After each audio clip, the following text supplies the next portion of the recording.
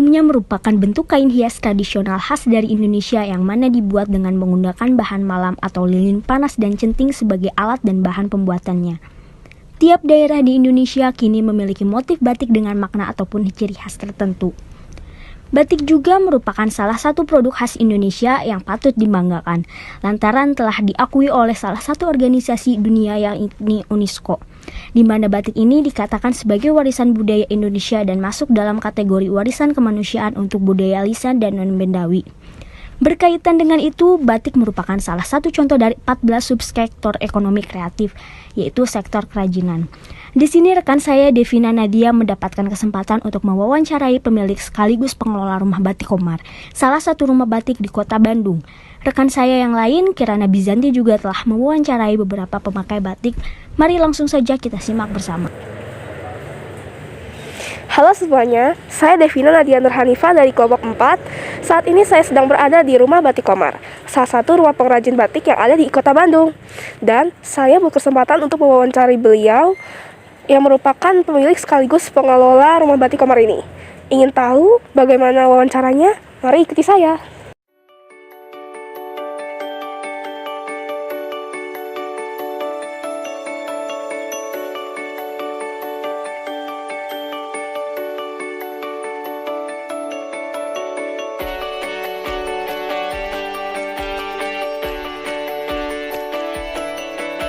Pagi Pak. Pagi. Perkenalkan saya Devina Nadia Nurhanifah dari SMP Negeri 5 Bandung. Ya. Terima kasih atas waktu yang telah disediakan oleh Ya. Bapak.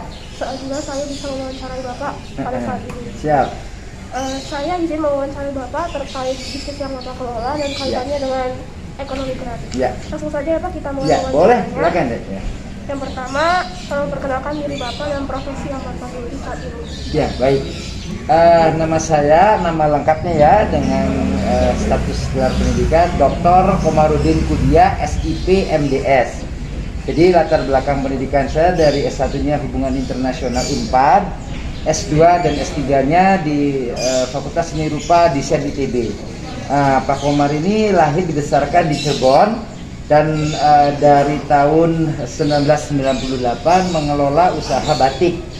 Tapi sekarang di samping mengelola usaha batik sampai hari ini, Pak Komar juga aktif sebagai dosen di Seni Rupa ITB di Kriya Tekstil, kemudian di Universitas Muhammadiyah Prodi Kriya Tekstil Fashion.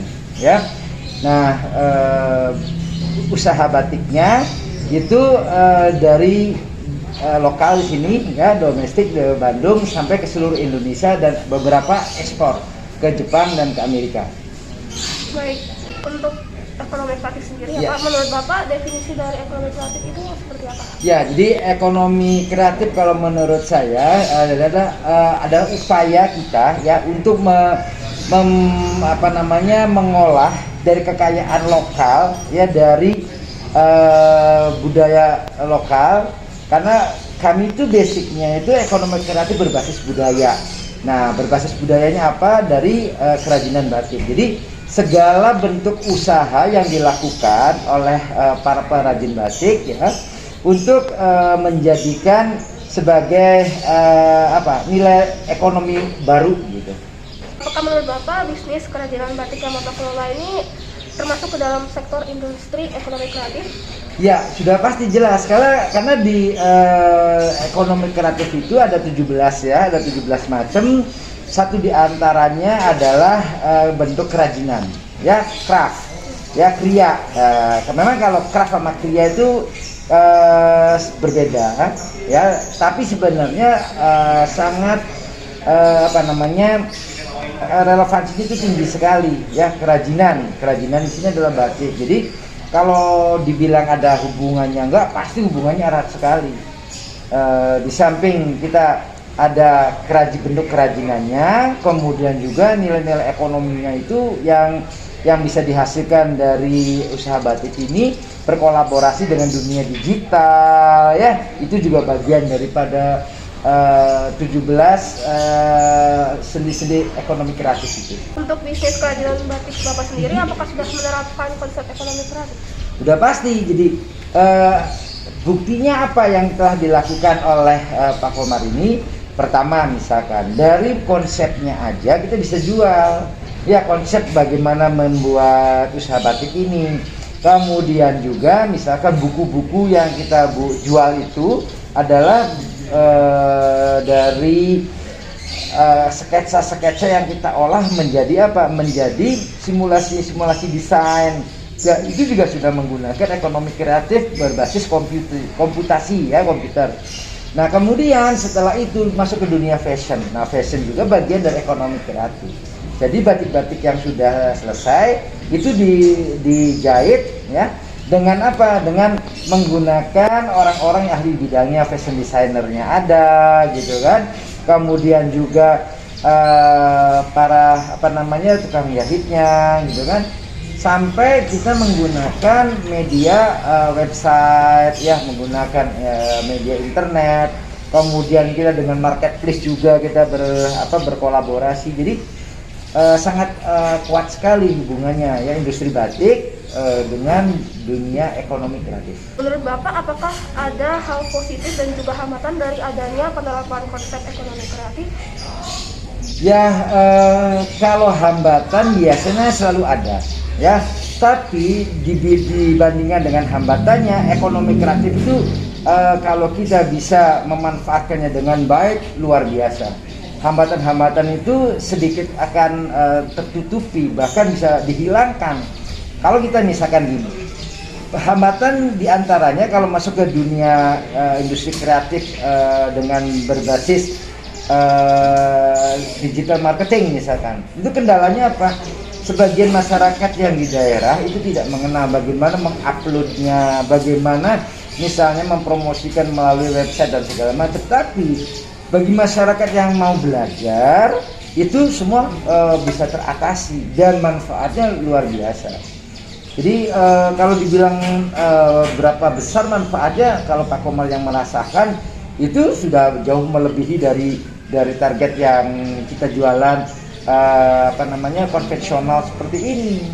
Ya, digital itu pasarnya makin luas, waktu yang kita gunakan itu 24 jam. Kemudian juga dari sisi pembayaran juga itu cukup aman. Kemudian juga kita tidak butuh space ruangan sewa dan segala macam.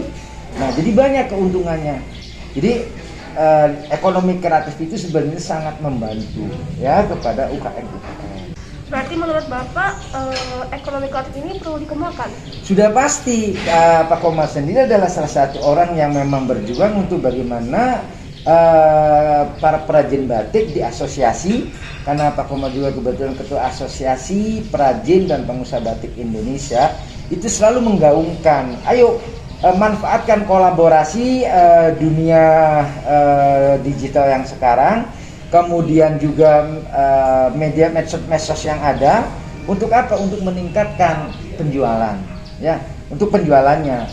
Kalau meningkatkan misalnya kualitas, kita bisa belajar, kita bisa literasinya bisa menggunakan sekarang ada Pinterest gitu kan, kemudian dari Google-nya sendiri, belum dari yang lain-lain.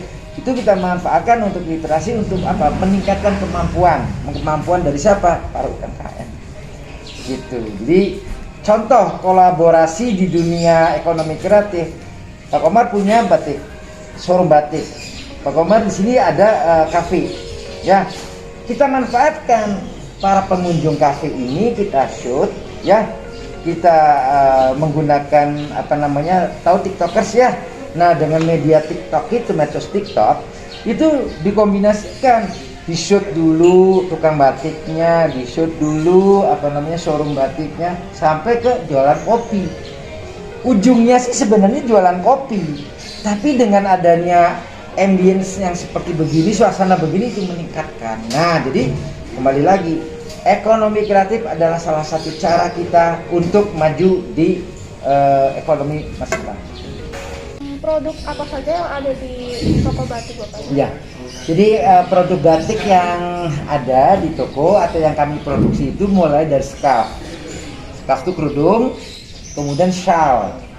Shawl yang biasanya untuk aksesorisnya orang menggunakan jas, menggunakan blazer, kemudian untuk busana perempuan, busana laki-lakinya kemeja, kemudian nanti kain sarung sama selendangnya gitu ya, kemudian kain panjang untuk pengantin gitu. Nah terus nanti ini kan ada ya sarimbit itu kain pasangan, couple. Jadi couple itu yang untuk ibunya sama bapaknya itu sama. Nah di samping itu ya bahan-bahan yang untuk anak-anak, untuk remaja gitu ya, dari mulai batik cap, kemudian batik tulis dan kombinasi keduanya. Jadi cukup banyak sekali produknya. Kalau dihitung itemnya itu bisa lebih dari 20 item begitu deh.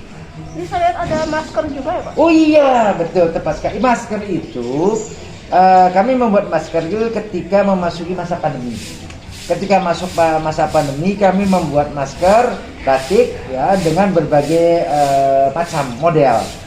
Ada yang masker yang cuple yang rakep 2, ada yang rakep 3, kemudian juga modelnya itu ada yang model masker kesehatan, ada yang masker fashion ya, tapi semua materialnya itu batik. Jadi menolong sekali pada waktu itu. Baik Pak, terima kasih atas jawaban. Oh iya, mudah-mudahan manfaat ya. Oh baik. Demikianlah hasil wawancara saya yang bertemakan ekonomi kreatif dengan Pak Komar yang merupakan pemilik sekaligus pengelola Rumah Batik Komar sebagai narasumber wawancara ini. Saya ucapkan terima kasih dan sampai jumpa. Halo semuanya, saya Kirana Bizanti Putri. Kali ini saya akan mewawancarai beberapa orang mengenai batik. Iya, aku tertarik. Apa yang membuat kamu tertarik dengan batik? Karena batik itu bagus banget, terus harus dilestarikan juga. Apakah kamu memakai batik untuk kegiatan sehari-hari atau hanya di acara tertentu? Kadang-kadang sih buat di acara tertentu, kayak misal ke undangan atau hari Rabu. Menurut kamu, bagaimana motif batik saat ini? Apakah mengikuti perkembangan zaman atau seperti apa? Iya, mengikuti perkembangan zaman sih. Apakah menurut kamu nilai jual batik termasuk nilai jual yang tinggi? Iya, termasuk nilai jual yang tinggi, tergantung motifnya sih. Terima kasih. Iya, sama-sama. Apakah Anda tertarik dengan batik? Iya, Apa yang membuat Anda tertarik dengan batik? karena memiliki corak yang berbeda-beda di setiap daerah. Apakah Anda mengenakan batik untuk keseharian atau di saat-saat tertentu? Saya menggunakan batik untuk sehari-hari saat sekolah dan untuk acara tertentu saat undangan. Menurut Anda, bagaimana motif-motif batik saat ini? Apakah motif maupun warnanya mengikuti perkembangan zaman? Iya, Apakah menurut Anda batik memiliki nilai jual yang tinggi? mungkin.